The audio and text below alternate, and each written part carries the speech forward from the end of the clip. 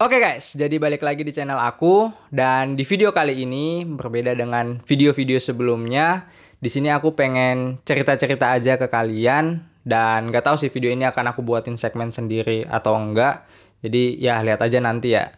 Dan intinya di video kali ini sesuai dengan judulnya, aku pengen cerita ke kalian tentang pengalaman aku yang udah bekerja selama 1 tahun di salah satu perusahaan BUMN. Jadi aku bakal ceritain gimana dulu awalnya aku masuk, apa yang aku lewatin, dan sampai sekarang udah setahun di salah satu perusahaan BUMN ini. Jadi ini bisa juga menjadi tips buat kalian yang pengen masuk ke salah satu perusahaan BUMN yang kalian impiin untuk bisa berkarya dan ya membangun negeri ini tentunya. Jadi tanpa berlama-lama lagi, langsung aja aku mulai ceritanya ya.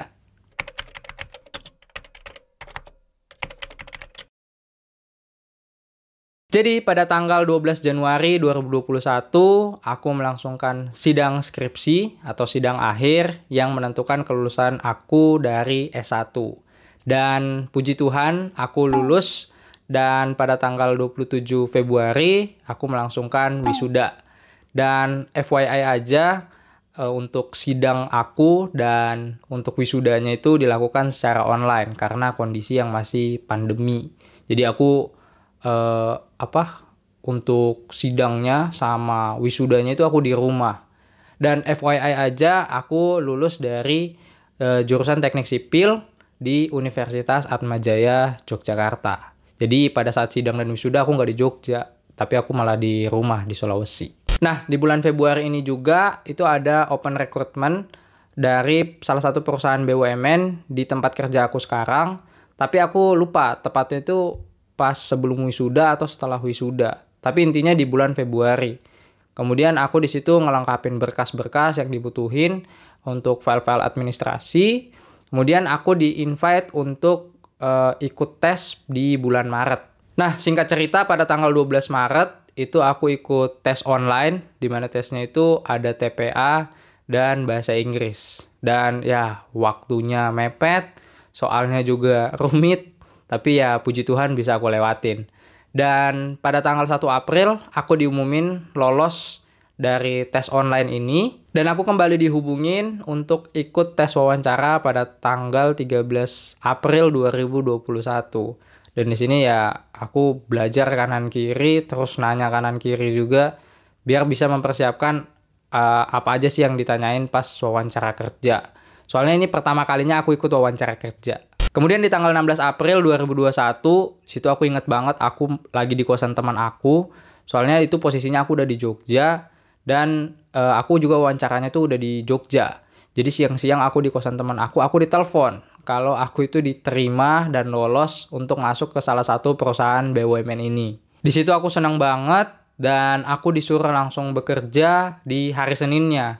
Jadi 16 itu hari Jumat, kemudian aku harus disuruh ke kantor hari Seninnya di Bekasi. Dan di situ posisinya aku nggak langsung nerima, aku minta waktu dulu untuk bisa diskusi sama orang tua. Dan setelah aku diskusi, orang tua aku ngedukung. Karena di masa pandemi ini susah, pertama susah nyari kerja ya, susah banget. Yang kedua, ini adalah pengalaman pertama aku untuk bisa kerja. Jadi orang tua aku ngedukung untuk aku ngambil pekerjaan ini. Dan akhirnya aku masuk untuk bekerja per 19 April 2021 dan masih aktif bekerja sampai sekarang. Dan selama setahun ini aku udah ditempatin di 2 posisi. Yang pertama sebagai staf operasi di divisi operasi. Dan sekarang aku menjadi staf teknik di Departemen Teknik.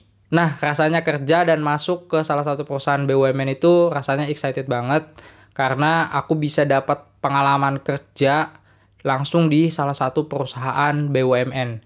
Jadi aku juga memacu diri aku untuk bisa berkembang, untuk mengikuti arahan dan pekerjaan yang ditugaskan ke aku. Dan selama 1 tahun ini aku senang banget karena bisa survive dan bisa melaksanakan tanggung jawab yang diberikan. Dan aku juga senang banget karena udah bisa ngikutin alur kerja dan ningkatin skill-skill yang bisa menunjang pekerjaan aku. Nah, tapi ini bertolak belakang banget saat awal-awal aku masuk kerja.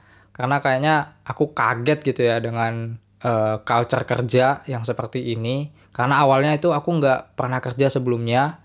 Apalagi kalau kita bandingin sama kuliah. Dimana kuliah kita cuma duduk, dengerin materi, nyatet, ujian ya tinggal ujian. Tapi kalau kerja itu tensinya itu beda dan tanggung jawab yang diberikan juga itu udah beda gitu. Bukan lagi dosen yang approve kita, tapi kita udah berhubungan sama atasan. Apa yang kita kerjain itu bisa diimplementasikan apa enggak gitu. Tapi untungnya akhirnya aku bisa adaptasi dan mengikuti alur kerja yang ada dan juga menyelesaikan tanggung jawab yang diberikan. Jadi yang aku rasain, aku bersyukur banget aku bisa keterima kerja di situasi pandemi yang melanda dunia ini. Kemudian aku nggak perlu nganggur lama-lama dan aku bersyukur banget udah bisa ngikutin alur kerja dari awal sampai sekarang. Oke, di sini aku juga bakalan kasih tips ke kalian dari apa yang udah aku lewatin yang mungkin bisa kalian pakai buat apply kerja nantinya. Jadi secara singkat aku udah buat di Reels IG aku, jadi kalian bisa lihat dulu Reelsnya dan linknya aku bakalan tulis di kolom deskripsi. Oke, jadi tips pertama dari aku yaitu siapin dan lengkapin dokumen administratif kalian.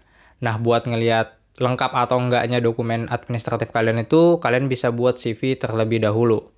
Nah, makanya menurut aku penting membuat CV ini tuh sebelum kalian lulus. Jadi kalian bisa ngelengkapin dulu sebelum kalian lulus dari jenjang pendidikan. Misal kalian mau masukin pengalaman magang kalian, kerja praktek, atau organisasi. Jadi kalian masih punya waktu buat ngelengkapin itu semua yang bakal kalian tuangin di CV kalian. Kalau perlu kalian bisa cari pengalaman atau sertifikasi di luar. Misalnya aja ikut organisasi luar kampus, ikut pelatihan-pelatihan, atau kalian juga bisa ikut tes TOEFL. Karena rata-rata sekarang buat apply kerja itu dibutuhin sertifikat TOEFL. Yang kedua, tips dari aku adalah mempersiapkan diri untuk mengikuti tes. Misalnya aja kayak tes TPA. Aku yakin sebagian dari kalian atau kebanyakan dari kalian menganggap tes TPA itu mudah. Tapi sebenarnya di tes TPA ini kita berperangnya dengan waktu. Jadi perlu banyak-banyak latihan agar kalian bisa terbiasa dan bisa menerapkan pola-pola dalam latihan kalian di tes kalian nanti. Dan gak hanya TPA, mungkin nanti juga ada tes bidang sesuai dengan disiplin ilmu yang kalian ambil atau bagian pekerjaan yang kalian lamar. Jadi kalian harus persiapin sedini mungkin agar hasilnya juga bisa lebih maksimal. Nah, tips ketiga dari aku adalah latihan wawancara. Nah, ini kalian bisa nanya ke senior-senior kalian atau ke teman-teman kalian yang udah keterima kerja lebih dulu. Nah, kalian bisa nanya pertanyaan-pertanyaan apa sih yang kemarin ditanyain ke mereka pas mereka wawancara. Nah, dari situ kalian bisa nyari tuh jawaban-jawaban dari pertanyaan-pertanyaan yang diajukan ke mereka. Jadi, ini tuh untuk meminimalisir kalian jawabnya ngangong-ngangong pas ditanyain pas wawancara. Nah, dengan banyaknya latihan, kalian bisa meminimalisir rasa grogi yang bakal kalian hadapin pada saat wawancara. Nah, dengan latihan ini juga kita bisa tahu nih jawaban-jawaban yang baik untuk dijawab pada saat wawancara dan terhindar dari pertanyaan-pertanyaan jebakan yang bakal ditanyain ke kita. Dan yang keempat, tips dari aku adalah jangan lupa berdoa dan minta restu dari orang tua. Dan yang ini kayaknya nggak perlu aku jelasin ya. Jadi tetap semangat untuk kalian semua dan yakinlah tidak ada mimpi yang terlalu tinggi untuk dicapai. Tinggal bagaimana kita berusaha dan berdoa untuk menggapai apa yang kita inginkan. Karena aku pun gak cuma sekali untuk ikut tes atau ngelamar pekerjaan. Contohnya aja kayak yang aku bilang di awal, aku ada di Jogja pas aku wawancara, karena aku juga mau nyari-nyari peluang di sana buat apply kerja. Ya caranya dengan datang ke proyek-proyek yang lagi berjalan untuk ngelamar di sana, ya siapa tahu aja bisa keterima kan. Walaupun ada juga teman-teman aku yang ngomong, ngapain balik lagi ke Jogja, kan nyari kerja sekarang udah bisa online. Tapi aku mikir kalau misalnya kita cuma ada di satu jalan aja, ya pasti susah buat keterimanya. Jadi aku mikir buat manfaatin semua jalan yang ada, apa yang aku bisa, aku maksimalin, biar peluang keterimanya juga bisa makin besar. Nah, alhasil saat aku udah kerja di tempat kerja aku sekarang, aku dapat panggilan dari salah satu proyek di Jogja untuk bekerja di sana. Tapi aku berpikir karena aku udah keterima di sini, jadi ya nggak aku ambil. Nah, ini menandakan kalian harus berpikir lebih kreatif untuk dapetin bahkan menciptakan suatu peluang dan memaksimalkan peluang itu di saat orang lain bahkan nggak kepikiran untuk ngelakuin itu. Nah, jadi sekian aja video dari aku. Semoga bisa bermanfaat dari apa yang aku ceritain tadi. Dan jangan lupa untuk like, share, dan komen video ini. Dan jangan lupa untuk subscribe channel ini. Dan sampai jumpa di video aku berikutnya.